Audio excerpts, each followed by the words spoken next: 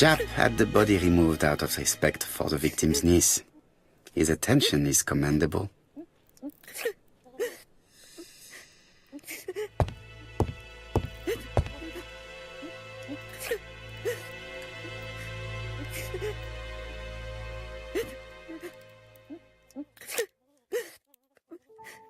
Is her grief sincere?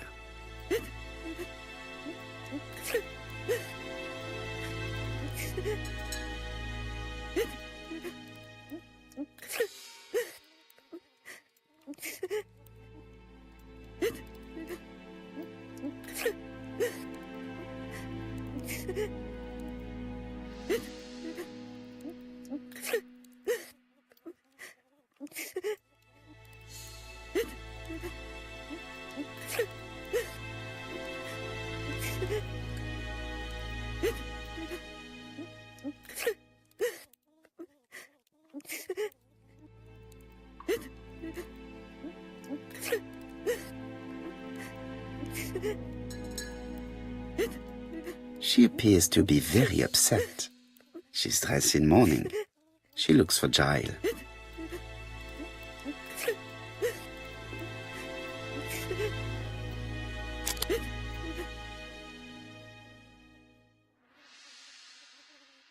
You were very fond of your aunt, am I right? She was the only family I had since my mother died.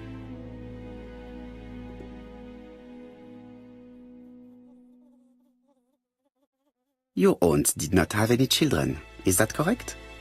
No. She was separated from her husband.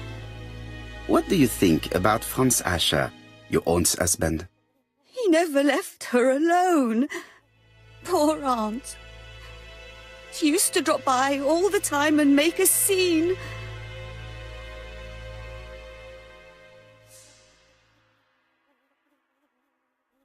Was your aunt afraid of her husband? He shouted a lot, but she wasn't afraid of him. Why, he used to slink away when she turned on him. He was afraid of her, if you like.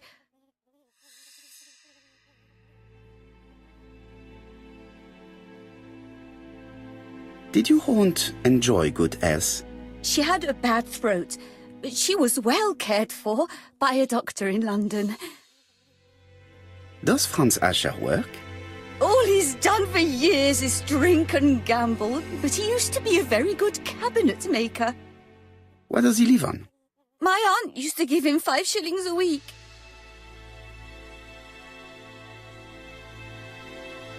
Why did she support such a goods for nothing? He was her husband. She couldn't leave him with nothing.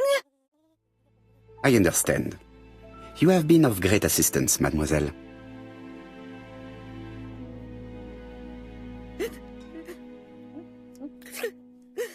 Please take this young lady home.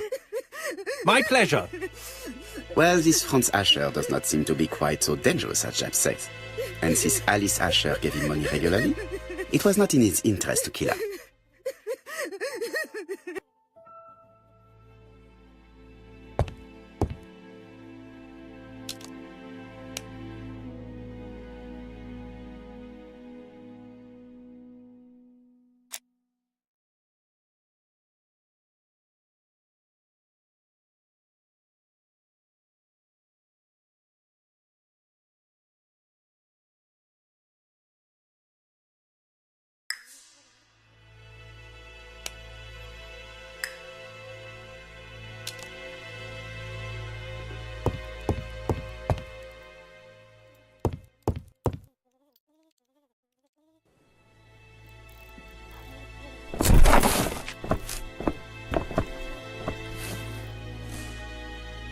We have to wait for him to sleep it off.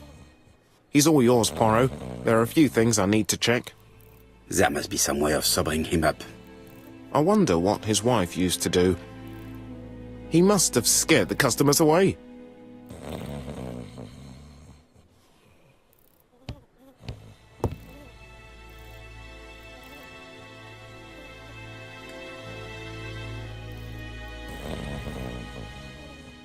It's Alice Ascher's notebook.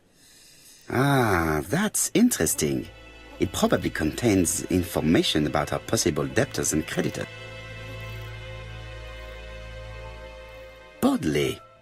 The fruit seller has debts too.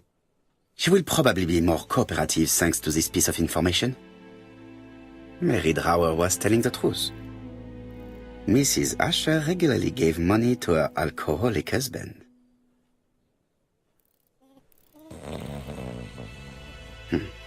A box of new stockings.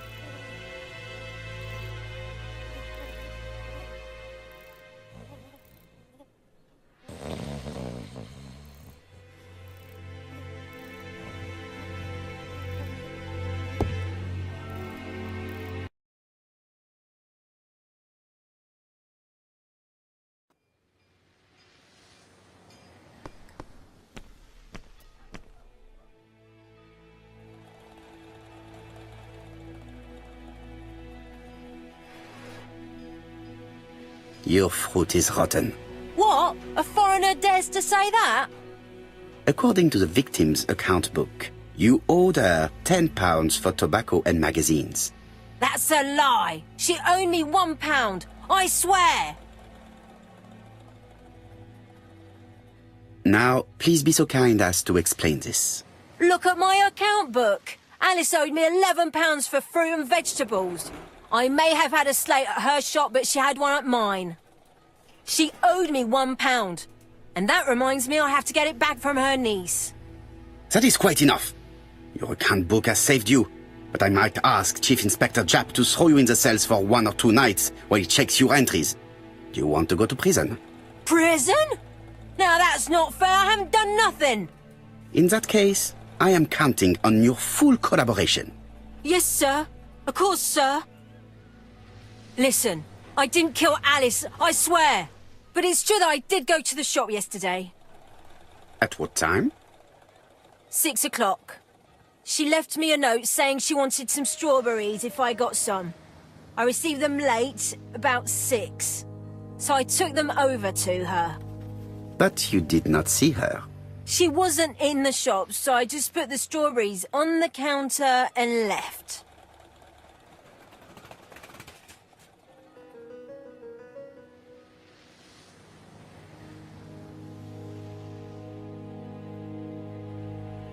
Did you see anything unusual in the shop? No. Well, maybe one thing. There was always a railway guide on the counter. Alice didn't sell them. Maybe it's the customer who left it there. You were not alarmed? I thought Alice had just gone to get her medicine from her room and that she'd be straight back. You mentioned medicine. Something for her cough. She used to take it a lot. Who do you think killed her? France. Her scoundrel of a husband. He was always after her for something. Well, he's a foreigner. Sorry, sir. What I mean is he's German. That's even worse. Did you see Franz Asher enter the tobacco shop late yesterday afternoon? Well, no. But at that time of the day, the streets are packed, and I have better things to do than watch her shop.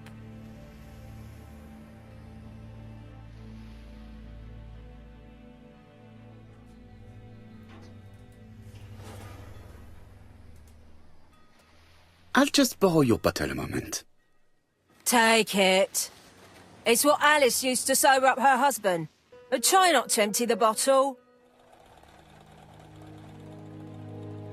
Let us now try and get our brain cells to work.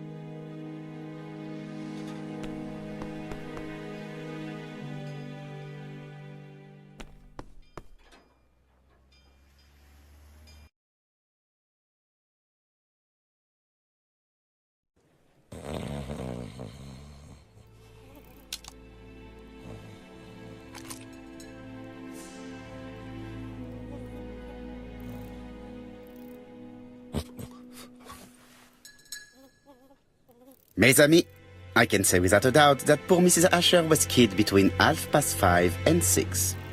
Killed when the street was packed with people. That's rather bold. I've been talking to the neighbours, and... No one's seen anything? Or rather, it's anything and everything. Am I wrong? No. Bien. We must grill this villain Asher before he falls asleep again.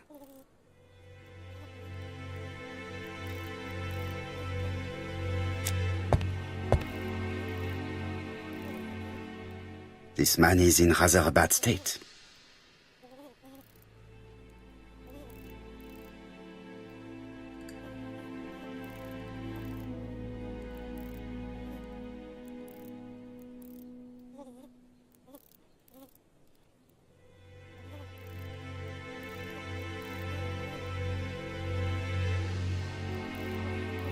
What are you looking at me like that for?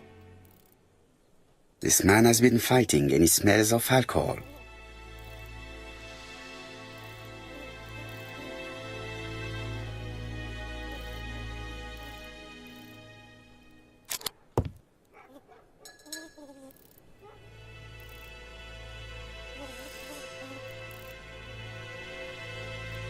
What were you doing yesterday at the time of the crime?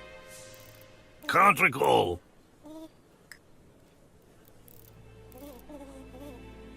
Come on, my friend. Try to remember. It is important. I'm really sorry, sir, but I don't remember a thing. I see. But maybe you do remember threatening to kill your wife? So what? You shouldn't take things so seriously, sir. Nothing but empty threats. We didn't get on all that badly. Are you often involved in fights? I don't know what you mean.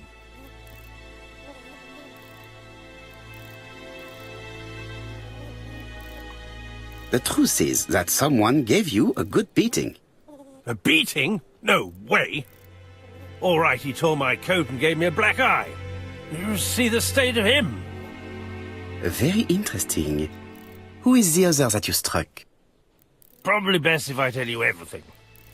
Yesterday afternoon, I met Roderick Tanner. We'd bet on a dog fight together. An illegal bet, naturally. Yes, sir. Our dog won. Roderick got the money, but he refused to give me my share. And you fought about it. What time was this? In the evening, about 6, I think. We were on the other side of town. You see, I couldn't have killed my wife. Let us now try and get our brain cells to work.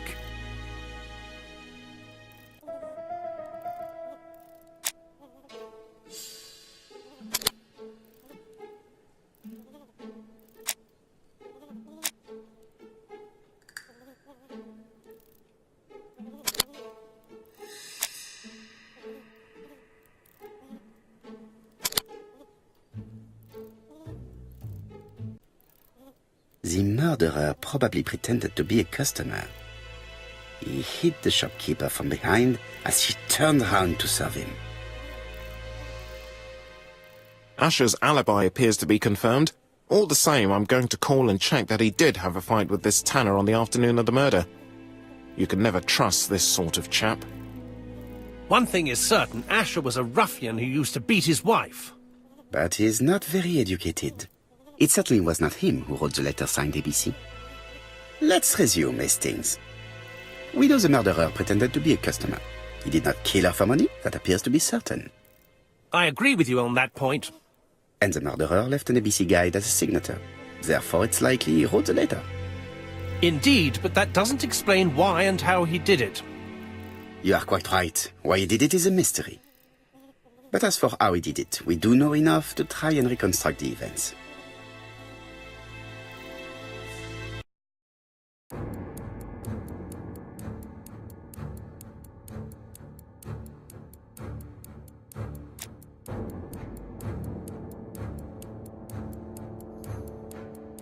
The killer enters the shop.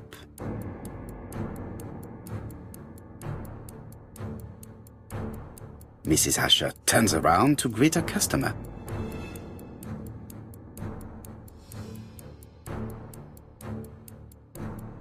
The murderer asks her for some tobacco. She turns her back to him. He seizes the opportunity to strike her.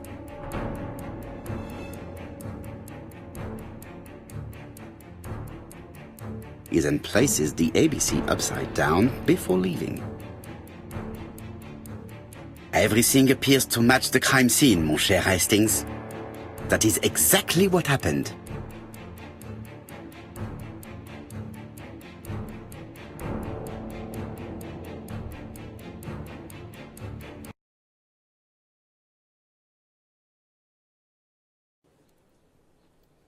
Asher has a strong alibi and we don't have any other suspect. But what was the point of this crime? She had no debts. She gave Franz Asher money regularly. She wasn't owed money. Nobody stood to gain anything. No doubt about it, the murderer is insane. And I fear that we had not heard the last of him. I hope you're wrong for once. Bien, let's go back to London. If we hurry, we should catch the 7:02 train. Are you coming?